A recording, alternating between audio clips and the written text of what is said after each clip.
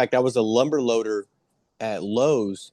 That was actually my first job, and then I pumped septic tanks. So I was a lumber loader at Lowe's, and I got fired because I was dropping a pallet of like concrete bags, and I dropped it too fast because I was just trying to, me and my buddy were doing like this race and how quickly we could do it. Anyways, long story short, I jacked up this guy's truck, ended up getting into septic tanks, and so that's what I was doing. So if I asked myself, what does an expert look like as a lumber loader or at pumping septic tanks? It doesn't mean a lot more money.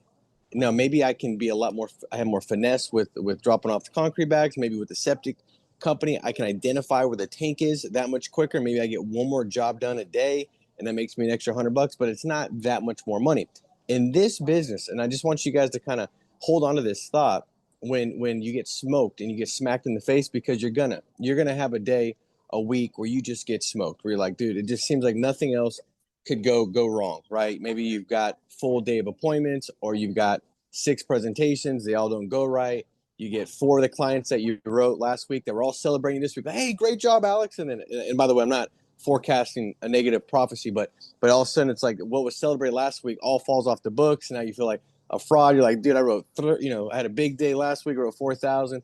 This week I got 9, presentations that went nowhere. Those 4,000 fell off the books, and my CPL went up 3 times. Like, and my new agent that I thought was going to be a killer just texted me and said he got a job at Lowe's. Whatever it is, like it's a bad day.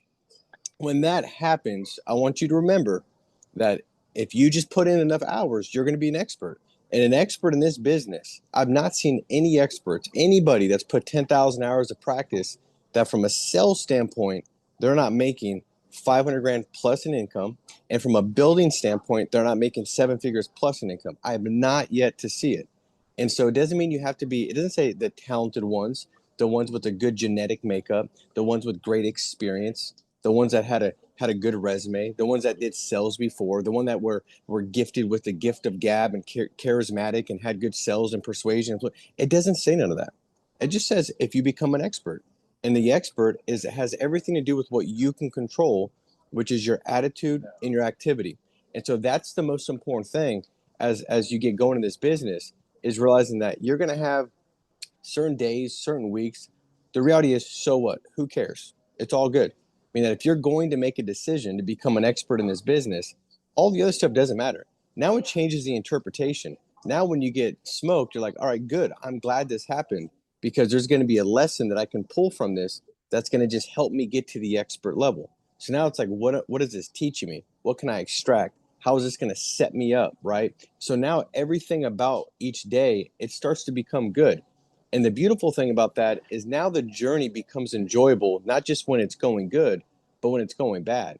And see, for competitors, and like, dude, I'm very competitive.